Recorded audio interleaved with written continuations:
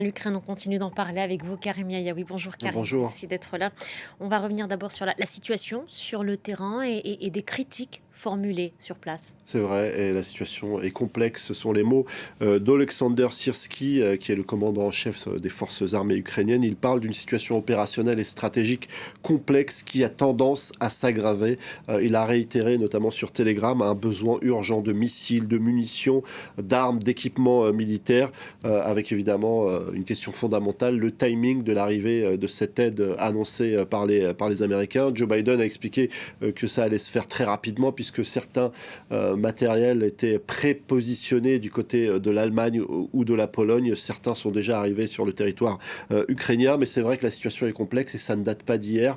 Les Ukrainiens sont en réalité en recul depuis l'échec de leur contre-offensive à l'été 2023, et il y a des zones qui sont particulièrement frappées en ce moment, notamment du côté du nord-est de l'Ukraine, la ville de Kharkiv notamment. Il y a des points de faiblesse où les Russes accentuent leur effort, notamment dans la région d'Avdivka. En tout cas, face à ce manque d'armes et de munitions, les Ukrainiens tentent de faire face avec ce qu'ils ont, avec un outil privilégié d'ailleurs par les deux belligérants, puisque les Russes l'utilisent massivement. Ils ont utilisé ces dernières heures des drones massivement pour tenter de saturer l'espace aérien, notamment sur la région de l'ouest de la Russie, à Krasnodar, ou encore sur l'enclave, sur la péninsule de Crimée, qui a été annexée en 2014.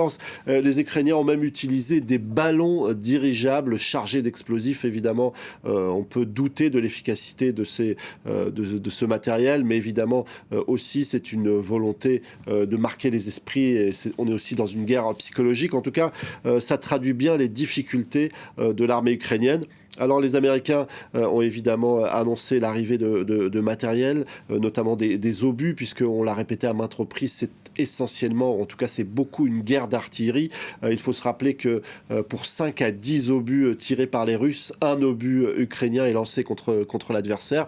Et puis il y a un nouvel élément, c'est que les Américains ont annoncé qu'ils allaient envoyer, et qu'ils ont sans doute déjà envoyé, des missiles ATACMS. Derrière ce nom, derrière cet acronyme, il y a des missiles qui sont capables de frapper jusqu'à 300 km avec une précision assez importante. Le Jack Sullivan, le conseiller américain, a souligné que ça serait essentiellement pour être utilisé à l'intérieur du territoire souverain de l'Ukraine. Mais tout de même, on est dans une phase où les Américains apportent du nouveau matériel. C'est pour répondre au fait que les Russes frappent de plus en plus les infrastructures vitales de l'Ukraine.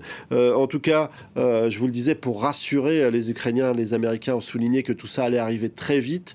Des Américains qui ont appelé aussi les Européens à livrer notamment plus de missiles patriotes, puisque si on parle beaucoup de l'artillerie, c'est aussi une guerre, évidemment, où les systèmes antiaériens sont très très importants des deux côtés. Pour pouvoir déjouer les attaques aériennes. Vous le disiez à l'instant, en attendant l'acheminement de cet équipement militaire, le temps presse, les Russes en profitent et ils ciblent des sites stratégiques. Ils ciblent énormément de sites stratégiques, des infrastructures énergétiques, mais aussi, on va le voir sur une carte qu'on va découvrir ensemble, ils frappent les infrastructures ferroviaires, parce qu'ils savent pertinemment que ce matériel qui arrive et qui va arriver en nombre dans les prochains jours, eh bien, il va passer par le réseau ferroviaire, puisqu'il n'y a plus du tout d'aviation. Et donc, ils ont frappé un certain nombre de gares du côté de Dnipropetrovsk, essentiellement à l'est du pays.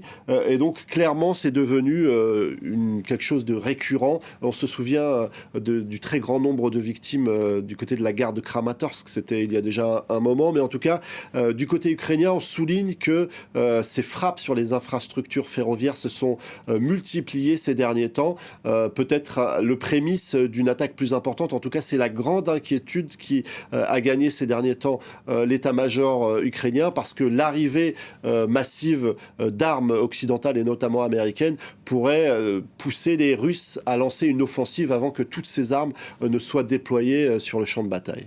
Merci beaucoup Karim, merci pour toutes ces précisions, ces éléments de compréhension.